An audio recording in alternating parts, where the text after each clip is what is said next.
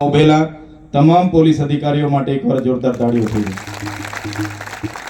સાથીઓ, આગળના વક્તાઓએ ખૂબ સારી વાત કરી કે અનુસૂચિ 5 સંવિધાનના આર્ટિકલ 243 અંતર્ગત આ વિસ્તાર આવે છે।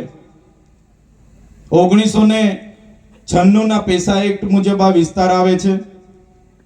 1997 ના સમતા જજમેન્ટની એમણે વાત કરી।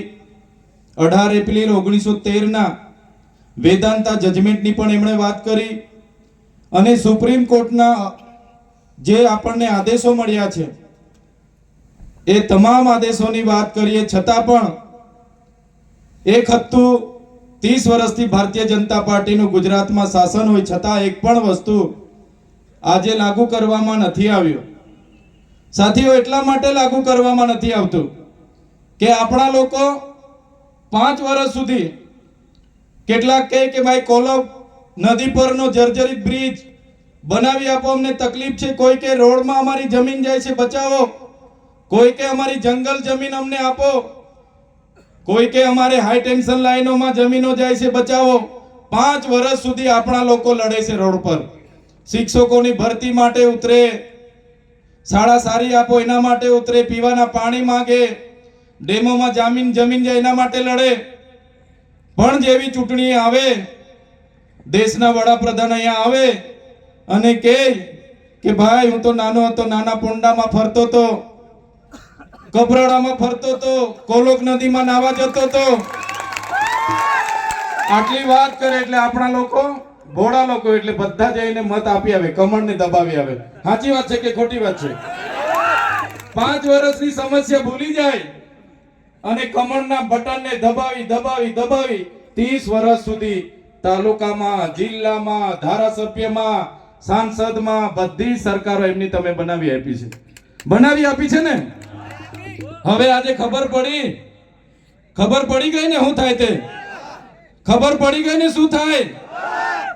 આજે અહીંયા કોઈ પણ પ્રોજેક્ટ લાવવો હોય, કોઈ પણ કંપનીને જમીન આપવી હોય તો આ ભારતીય જનતા પાર્ટી આપણને સંવિધાનમાં મળેલા અધિકારો માનતી નથી, એમની મનમાની કરે છે। એમના સત્તામાં બેઠેલા મંત્રી તંત્રી, એમના ધારાસભ્ય, એમના જિલ્લાના પ્રમુખો કંપનીઓ પર પૈસા લઈને બારોબાર મંજૂરી આપી દે છે કે ભાઈ ભલે ગામ સભા નામંજૂરનો ઠરાવ કરે, ભલે ખેડૂતો વિરોધ કરે, અમે બેઠા છે, તમે પ્રોજેક્ટ લાવી દો, તમે રોડ બનાવી દો, તમે હાઈ ટેન્શનના થાંભલા ટાવરો નાખી દો। અને આજે આપણો સમાજ રોડ પર લડે, આવેદન આપે, નિવેદન આપે, પણ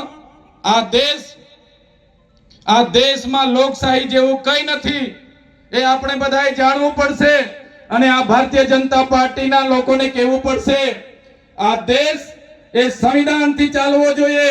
આ દેશ એ ભાજપના નરેન્દ્ર મોદી કે અમિત શાહના મનુસ્મૃતિથી નહીં પણ દેશના સંવિધાનથી ચાલવું જોઈએ। આપણી બધાએ માંગણી કરવી પડશે। તમે જોઈ લો આજે શું હાલત આ વિસ્તારોની બનાવી દીધી છે। જ્યારે મુદ્દાઓ આપણા સમાજના લોકો શિક્ષણની માંગણી કરે, રોજગારીની માંગણી કરે, આપણા યુવાનો કહે કે ભાઈ ભણ્યા ગણ્યા અમને રોજગારી આપો, આપણે એક બાજુ એમના માંગણી કરીએ, સારી શાળાની માંગણી કરીએ, રોડ રસ્તાની માંગણી કરીએ, પીવાના પાણીની માંગણી કરે। આ લોકો એકવાર આવે, મોટું સંમેલન બનાવે અને આપણને હિન્દુ ખ્રિસ્તીમાં લડાવે। સાચી વાત છે કે ખોટી વાત છે? અહીંયા ધર્માંતરણ થાય છે, અહીંયા ફલાણું થાય છે, ઢીકણું થાય છે। એમના નેતાઓ આપણને હિન્દુ ને ખ્રિસ્તી, હમણાં સુધી તો આખા દેશમાં આ લોકો હિન્દુ મુસ્લિમ કરીને ભારત પાકિસ્તાન હિન્દુ મુસ્લિમ કરીને આપણને અત્યાર સુધી મંદિર ને મસ્જિદમાં લડાવ્યા છે। પણ હમણાં આ વિસ્તારમાં હિન્દુ ખ્રિસ્તીના નામે લડાવવાની વાત આ લોકો કરે છે। ત્યારે એવા લોકોને કહેવાનું છે તમે શિક્ષણની વાત કરો, રોજગારની વાત કરો, અમારી મૂળભૂત સુવિધાની વાત કરો। એટલે આવા લોકો હિન્દુ ખ્રિસ્તીમાં લડાવનારા જે પણ લોકો છે એવા આરએસએસના અને ભાજપના લોકોને ઓળખી લેવાની જરૂર છે। માનવ ધર્મ એ પહેલો, આદિવાસી એ આદિ અનાદિ કાળથી આ ધરતી પર વસનારો આદિવાસી છે। આ ધરતી પર પહેલા આદિવાસી આવ્યો, પછી બધા ધર્મ આવ્યા છે. આદિવાસીની સંસ્કૃતિ એ ધર્મપૂર્વી સંસ્કૃતિ છે. આદિવાસી એ પ્રકૃતિ પૂજક છે. જે દિવસે આદિવાસી પોતાની સભ્યતા અને સંસ્કૃતિ ભૂલી જશે એ દિવસે આદિવાસીઓના અનામત અને જે પણ અધિકારો મળ્યા છે, જળ જંગલ જમીન પરના અધિકારો પણ સમાપ્ત થઈ જવાના છે. એટલે આદિવાસી એ આદિવાસી છે. હજારો વર્ષ પહેલાની અમારી સિંધુ ખીણની સંસ્કૃતિ તમે વાંચી લેજો, મોહનજોદડો હડપ્પાની સંસ્કૃતિ તમે વાંચી લેજો. અને જે પણ લોકોને આદિવાસીનો ઇતિહાસ ખબર નથી એ લોકો ધર્માંતરણની વાત કરે છે, ત્યારે એમને પણ કહેવા માંગુ છું, ડીલિસ્ટિંગ માત્ર એક જ ધર્મને નથી લાગવાનું. જ્યારે આદિવાસી તરીકે કોઈ બીજા ધર્મ અપનાવે છે, એ ચાહે ખ્રિસ્તી હોય, એ ચાહે મુસ્લિમ હોય, એ ચાહે હિન્દુ હોય, કોઈ પણ ધર્મમાં આદિવાસી જશે જે દિવસે ડીલિસ્ટિંગ બધા જ લોકોને લાગુ પડવાનું છે.